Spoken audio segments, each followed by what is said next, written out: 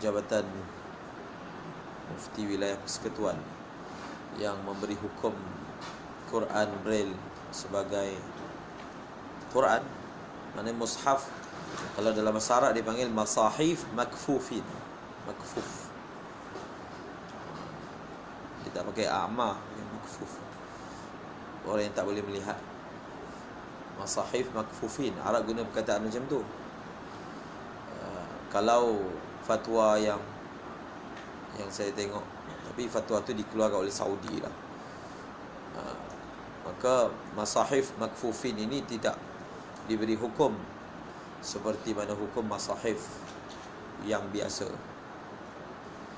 Dan bila kita lihat dalam ibarat yang dibawa oleh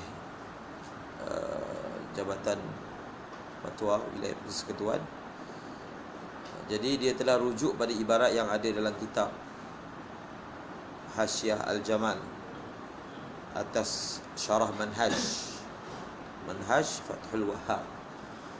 Jadi itu pun antara kitab yang perlu kita miliki. Manhaj, Mukhtasar Minhaj, Syarah Manhaj Fathul Wahhab, karangan Syekhul Islam Zakaria Al-Ansari. Kemudian dia punya hasyiah, dia dipanggil Hasyiah Al-Jamal. Dia ada juga hasyiah atas oleh Al-Mujairimi, Manhajul Tullab. Jadi di sana kita akan jumpa pelbagai masail gharib. Di sana beliau telah nukilkan daripada Allamah Al-Qalyubi. Qalyubi ini hasyiah kepada Kanzur Raghibin. Jadi Qalyubi yang memberi hukum bahawasanya pertama, boleh menulis Al-Quran dengan bahasa Ajam. Qalyubi refer kepada Zarkashi. Kemudian beliau mengatakan apabila kita kata boleh tulis dengan Ajamiyah, maka dia mengambil hukum mashaf daripada segi mas dan daripada segi hamal. Maknanya apa? Tak bolehlah dipegang dan tak bolehlah diangkat. Ini berasaskan pendapat yang mengatakan boleh menulis dengan Ajamiyah. Tetapi dalam kitab Fathul Mu'in, maknanya fatwa daripada Ibn Hajar Al-Haytami, tak boleh menulis dengan Ajamiyah. Tak boleh tulis Al-Quran dengan Ajamiyah. Di sini pun ada khilaf antara Al-Jamal Ar-Ramli dengan juga Ibn Hajar Al-Haytami. Allahumma salli ala Muhammad. Mereka yang mengatakan boleh itu mengatakan bahawasanya kadang-kadang ada orang yang mana dia boleh, maksudnya dia baca Quran tu dengan tulisan Ajam, Rumi ke, tulisan Cina ke, ikutlah. Dia boleh baca, mana dia boleh baca dengan betul. Maka adalah faedah juga. Maknanya adalah faedah menulis dengan Ajam tersebut. Maka tulisan Braille tu dia sebenarnya hanya rumus saja. Dia baca dengan rasa, dengan pegang, dengan titik-titik. Kemudian dia dipanggil, dia kira tulisan baru lah, tulisan yang inovasi baru. Dulu tak ada tulisan Braille. Telah dicipta satu kaedah sehingga orang buta boleh baca. Maka diciptalah inovasi dia, maka dibuat Quran Braille. Namun dia itu ialah fatwa wilayah tu berasaskan bahawasanya bila orang buta tu baca, dia akan baca macam baca Quran. Faham? Baca sebiji macam baca Al-Quran. Maka dia telah memberi hukumnya sebagai mushaf. Tapi kalau berdasarkan fatwa Ibn Hajar, tak. Sebab tulis dengan bahasa Ajam itu tak boleh. So bila tak boleh, dia tak mungkinlah boleh mendapat hukum Al-Quran padanya. Apatah lagi kalau tulisan Braille tu dia bersifat bukan tulisan. Memanglah kita panggil tulisan. Kita panggil tulisan sebab dia boleh dijadikan sebagai baca. Tapi dia punya cara baca tak sama macam cara baca tulisan kan. Kita baca tulisan baca dengan tengok. Faham? Yang ni baca dengan pegang. Dia pegang, Macam kita pegang, oh ini kayu ni, kan? Jadi dia tidaklah dipanggil membaca daripada segi membaca yang asal baca dengan melihat. Atas pertimbangan macam tu, maka telah difatwakanlah.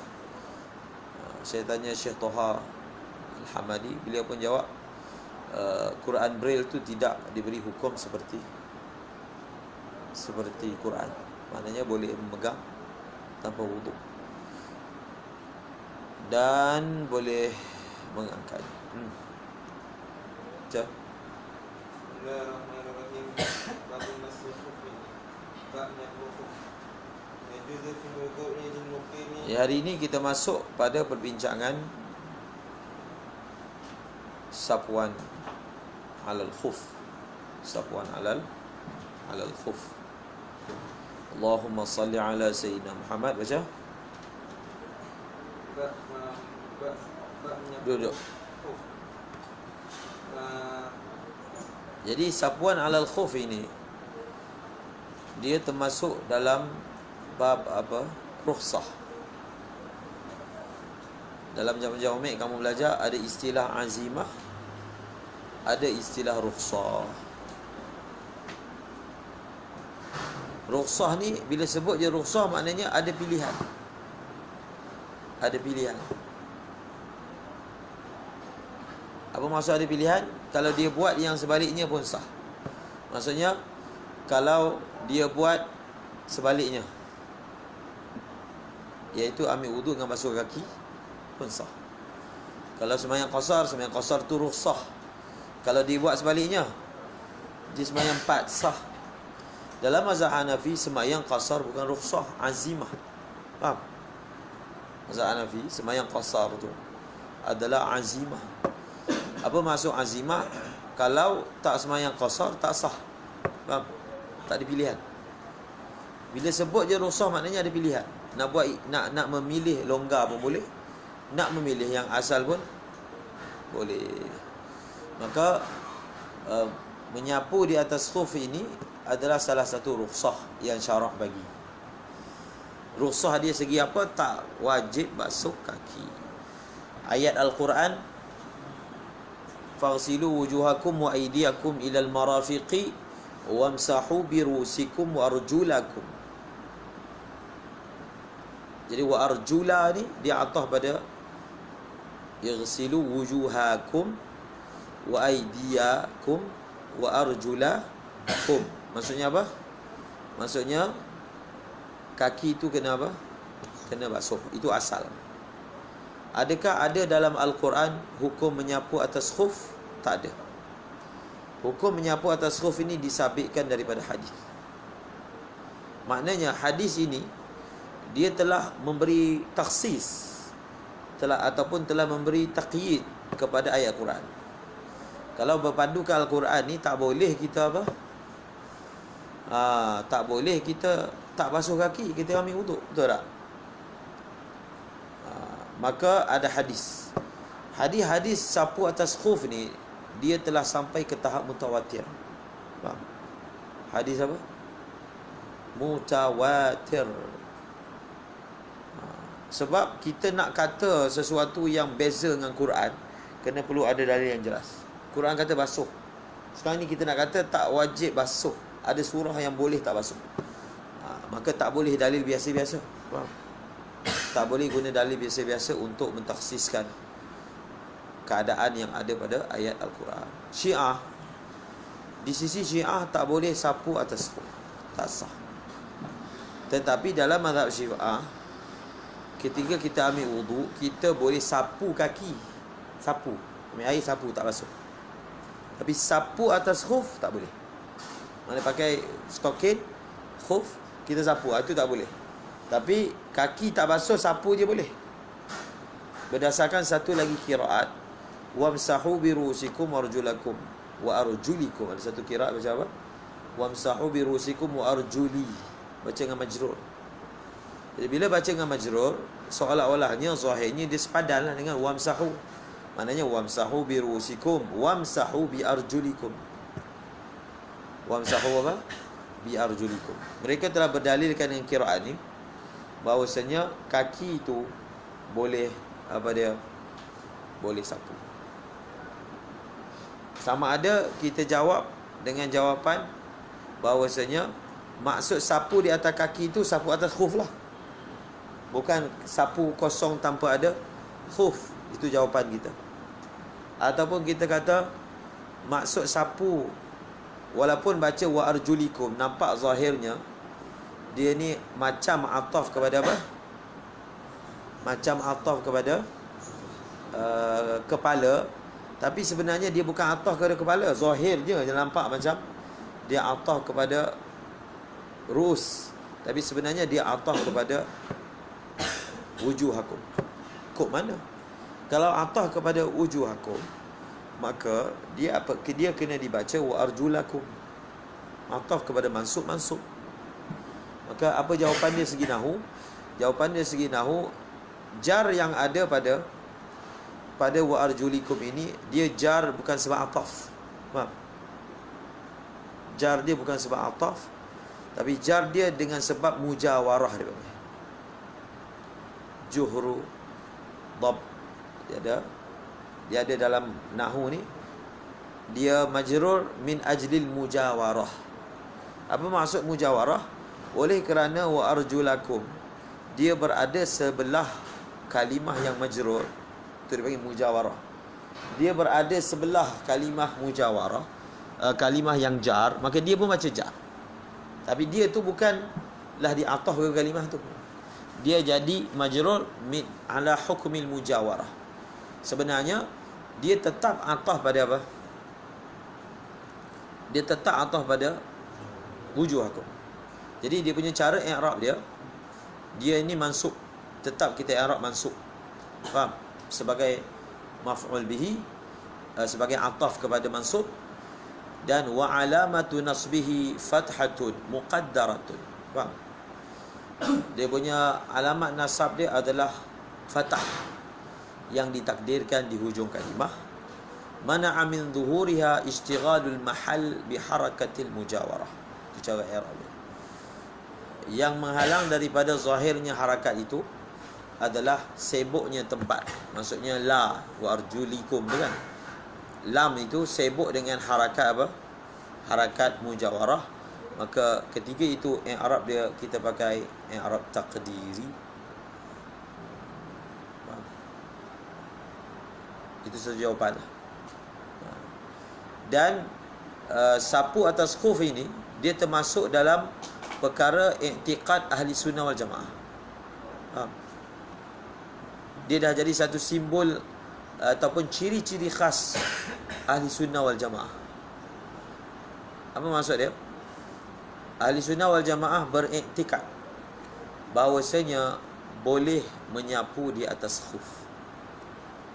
Dia walaupun dia hukum fiqh kan, tapi dia masuk dalam bab akidah. Akidah dari segi untuk membezakan dengan firqah batilah, iaitu Syiah yang mengatakan tak boleh sapu di atas khuf. Faham? Sehingga dalam matan al-aqidah, aqidah Tahawiyah disebut tentang masalah sapu atas khuf. Dia kata kita beriktikad bahawasanya boleh sapu atas khuf. Kenapa dalam akidah Tahawiyah dicerita sapu atas khuf? Itu kan kita akidah. Itulah poin dia. Kerana memang ciri khas salah satu daripada firqah batilah iaitu Syiah mengatakan tak boleh sapu atas khuf, maka dia telah dijadikan satu simbol ataupun ciri khas bagi ahli sunnah wal jamaah, iaitu beriktikad boleh sapu atas khuf. Imam Abu Hanifah mengatakan, saya tidak memfatwakan boleh sapu atas khuf melainkan setelah buktinya itu begitu jelas seperti mana jelasnya matahari. Faham? Maknanya bukti yang boleh sapu atas khuf ni begitu jelas seterang matahari siang hari. Maknanya dalilnya begitu jelas boleh tu, maka barulah difatwakan. Sebab itu hadis sapu atas khuf ini telah mencapai ke tahap mutawatir. Diriwayatkan lebih daripada 70 sahabat Nabi SAW yang bahawasanya boleh melakukan sapuan di atas khuf. Kenapa sampai pakai hadis mutawatir, sedangkan hukum tak perlu pakai hadis mutawatir? Faham? Hadis ahad sudah memadai. Kerana inilah, faham? Oleh kerana dia sabitlah dengan hadis mutawatir, dia telah boleh dimasukkan dalam kisim akidah. Sebab akidah dia mesti sabit dengan hadis. Baca?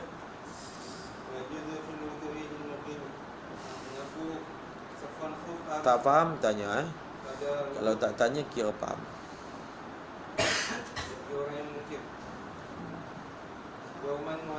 Kita pakai kaedah Yaman. Kefahaman tu disampaikan melalui download. Bukan download, Bluetooth. Baca?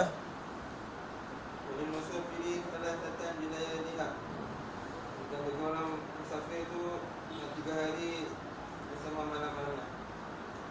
Ina maliti ba'da al-basit. Daripada dia berhadas selepas pakai. Fa in masa hadara thumma safara. Lubsin, labisin. Labisa yalbasu, memakai ya. Labasa yalbisu, mengelirukan. Faham? Jadi jangan tukar antara lubsin dengan labas. Labas tu maksudnya kekeliruan. Alladzina amanu walam yalbisu imanahum. Faham? Yalbisu apa? Memakaikan. Labisa yalbasu, pakai. Labasa yalbisu, mengelirukan, mencampur aduk. Alladzina amanu walam yalbisu imanahum bizulmin, orang tidak mencampur aduk iman dia dengan zulum, syirik. Lagi? Fa in masaha hadaran thumma safara aw akasa lam yastafi min kata safari. Sekiranya dia menyapu ketika mungkin, kemudian dia bersafar ataupun sebaliknya, maka dia tidak menyempurnakan safuan tersebut pada tempoh safar. Antara kaedah. Jadi cuba kuatkan kaedah fiqhiyah. Kamu dah belajar satu kitab sahaja. Sepatutnya kena tambah satu kitab lagi. Tapi belajar infradi. Atas sikit lagi daripada kitab yang kamu dah belajar. Qawaid fiqhiyah. Misalnya idah al-qawaid al-fiqhiyah ditullabi al-madrasah as-sawlatiyah, kan? Dikarang oleh ulama Yaman.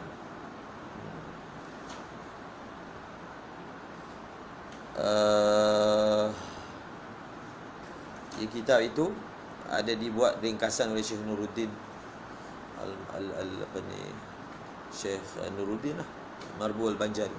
Dia buat ringkasan kepada Idah al-Qawaid al-Fiqhiyah, Al-Bahja al-Mardiyah, apa nama kitab tu.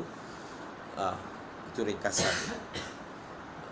Jadi kalau atas lagi Qawaid Fiqhiyah, sudah tentulah kitab Al-Ashbah wan Nadhair karangan Al-Imam Suyuti. Faham? Itu besar. Dia juga ada Al-Ashbah wan Nadhair tapi mazhab Hanafi. Ibn Nujaim. Tapi kita punya Al-Ashbah wan Nadhair. Imam Suyuti dia ada dua kitab Al-Ashbah wan Nadhair. Dia ada Al-Ashbah wan Nadhair dalam bab fiqh. Dia ada Al-Ashbah wan Nadhair dalam nahwu. Ada juga. Jadi itu kitab lagi. Kamu baru belajar satu. Sedangkan fiqh ni kita kena belajar 3 fan secara asas. Furu', usul fiqh, satu qawaid. Faham? Dan ada lagi yang lain, tapi itu asas yang besar dia. Ilmu khilaf. Ilmu khilaf kita belajarlah misalnya dalam Mishkat. Tapi ini sebahagian qawaid kamu dah belajar, dan sebahagian lagi kita belajar secara tak langsung melalui syuruh. Dalam syarah terus dia berkata hukum ini diasaskan berdasarkan kaedah ini. Jadi di situ terus tatbik. Faham? Jadi bila kita belajar ni yang paling penting tatbik. Bagaimana kita guna alat tu untuk mengeluarkan ilmu. Itu faedah belajar ilmu alat lah. Jangan hanya orang tu dia hafal matan, hafal, faham, tapi dia tak boleh guna. Jadi tak sampai objektif, tak sampai lah. Maksud belajar tu tak sampai. Kita nak alat yang kita belajar ni boleh jadi alat lah. Boleh jadi fungsi untuk keluarkan kefahaman daripada kitab, keluarkan ilmu daripada kitab. Itu maksud fungsi ilmu alat pelajari. Faham? Qawaid fiqhiyah. Ada satu kaedah, ada kaedah yang mana ittifaq. Ada 5 kaedah core dalam qawaid fiqhiyah. Ini yang utama adalah induk. Faham? Dalam muqaddimah idah qawaid. Dulu idah qawaid fiqhiyah ni kita belajar dengan Ustaz Fadli. Dia datang setiap minggu ya. Wal markas. Jadi dia ajar. Tapi tak habis juga. Dan belajar juga di Yaman. Idah al-qawaid al-fiqhiyah. Kitab ini ditulis untuk pelajar madrasah Salutiyah. Salutiyah ni madrasah di Mekah. Jadi Syekh ni dia telah tulis untuk pelajar tu, untuk jadi muqarrar pengajian. Jadi Syekh Nuruddin dia belajar Salutiyah. Jadi mungkin dia buat ringkasan pada kitab tersebut. Jadi Al-Ashbah dia ada lagi, banyak lagi kitab qawaid. Jadi Al-Ashbah wan Nazair masa di Yaman, sempatlah kita belajar dengan Syekh. Tapi tak habis juga, lebih kurang 2/3 kitab tu Syekh tahu. Ada kaedah yang bersifat ikhtilaf, iaitu apa? Dipanggil bila bertembung antara hadar dan juga safar. Maksudnya bila bertembung muqtada hadar dan muqtada safar, yang mana ditarjihkan, yang mana dimenangkan. Sekarang ni dia ini sapu khuf ketika dia mukim, kemudian dia musafir, lepas tu dia musafir. Ataupun dia sapu khuf, dia mula sapu khuf ketika dia musafir, kemudian dia balik. Jadi kalau kita pakai kaedah, kalaulah muqtada, maksudnya tuntutan daripada dia sebagai seorang musafir, dia berhak mendapat 72 jam. Faham? Tempoh sapu tu.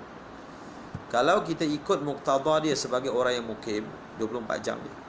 Sekarang ni dia ada dua-dua keadaan tu ada. Musafir pun ada, mukim pun ada. Nak bagi dia berapa jam? Ini dia panggil bertembung antara muqtada safar dengan muqtada hadar. Pendapat yang muktamad dia, kaedah dia, kita akan tarjihkan ataupun taglibkan, menangkan apa? Hadar, bukan safar. Jadi keluarlah hukum yang dalam kitab tu. Baca sekali lagi hukum tu. Insafara fa in masaha masaha hadaran. Dia sapu ketika hadir, kemudian dia musafir. Kita nak iktibar masa dia dari segi dia sapu ke kemudian ataupun ketika dia musafir. Maka lam yastafi muddata safari. Sebelum tu satu lagi Au akasa. Maknanya apa? Dia sapu masa safar, kemudian dia balik. Tak cukup 3 hari lagi dia balik. Dalam 2 surah ni lam yastawfi. Dalam kitab Matan Raya dia guna ibarat lain. Dia guna perkataan atamma masha muqimin. Tapi ibarat tu tak daqiq. Faham? Ibarat ni lagi daqiq. Kalau dia kata okey, kalau dia ni musafir, kemudian bila dia dah mukim, maka hendaklah dia sempurnakan tempoh sapuan mukim. Tempoh sapuan mukim ni 24 jam. Sekarang ni contohnya dia sapu khuf tu semalam pukul 8. Startnya pukul 8 semalam lah. Nanti bila cara nak kira tu, adakah daripada sapu ataupun daripada hadas? Daripada hadas kan. Contohnya dia hadas pukul 8 semalam. Sekarang ni dia sampai ke mukim dia, misalnya lah, dia sampai ke mukim dia petang pukul 5. Dah lebih 24 jam kan. Jadi apa maksud dia menyempurnakan sapuan mukim? Sekarang ni dah lebih pun 1 hari. Adakah bermakna masa dia musafir tu 24 jam je sah, lepas tu kalau dia sapu atau khuf tak sah? Adakah maksud macam tu? Sedangkan bukan macam tu. Sebab tu ibarat yang lebih daqiq adalah dia tidak boleh menyempurnakan tempoh musafir. Itu ayat yang lebih dakik. Maksudnya setakat yang dah berlalu bas, cukup je. Kalau dia baru guna sapuan atas khuf tu sehari setengah, bila dia dah sampai mukim, dia tak boleh lengkapkan 3 hari. Jadi itu yang lebih tepat. Faham? Dia tak boleh lengkapkan sapuan selama 72 jam. Berapa yang sudah dia guna tak kisahlah masa dia musafir, tapi bila dia dah sampai je mukim, dia tak boleh habiskan tempoh 72 jam. Faham? Kalau dia tu memang sapu masa dia mukim, kemudian dia musafir, itu jelaslah maknanya dia hanya boleh sapu selama 24 jam sahaja. Dia nak dapat 72 jam nanti, bila dia dah habis tempoh 24 jam, dia mula balik sapuan atas khuf dia. Dan pada ketika itu dia sapu masa dia sedang musafir, barulah dia dapat 72 jam. Jadi kita iktibar dia, kita tak boleh kata kaedahnya iktibar masa dia sapu dak. Bukan macam tu kaedah dia. Sebab ya dalam surah yang pertama tu dia sapu masa musafir, tapi kita tak iktibar juga masa musafir kan. Sebab apa? Bila bertembung je hadar dengan safar, dighalibkan hadar. Dalam syarah pun ada bagi tahu. Baca syarah dia kata apa? Lam yasau fi muddatah. Nampak? Itu dia punya ilat dia. Ini kan kita dah bagi tahu. Salah satu hujah adalah qiyas. Salah satu hujah adalah apa? Hadis, ayat Quran. Dan salah satu cara berhujah juga, dia hujah guna kaedah fiqh. Ini dipanggil termasuk dalam bab berhujah menggunakan kaedah fiqh. Kenapa hukum dia seperti begitu rupa? Taghliban. Sebenarnya diisyarat kepada kaedah tu. Taghliban lil hadari. Isyarat kepada kaedah yang menyebut apabila bertembung antara hadar dan juga safar, kita taglibkan hadar berbanding safar. Maknanya kalau kita pakai pendapat muqabil yang mengatakan tagliban li safar, hukumnya jadi terbalik ya. Faham? Kalau kita pakai pendapat yang muqabil yang kata kalau bertembung safar dengan hadar kita menangkan safar kan, maka hukum dia akan jadi lain. Dia tak akan jadi dalam yasaufi muddat safar. Dia akan kata boleh dia menyempurnakan muddat safar taghliban lis safar alal hadar.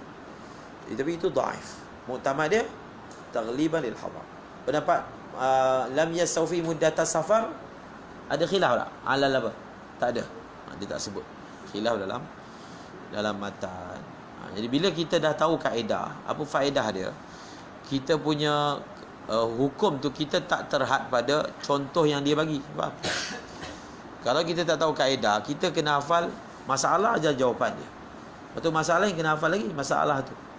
Tapi kalau kita hafal kaedah, masalah yang serupa dengan kes ini kita dah tahu dah jawapan dia. Walaupun tak ada sebutan secara khusus tentang masalah tu, tapi kita dah boleh kias, mempraktikkan apa dia punya apa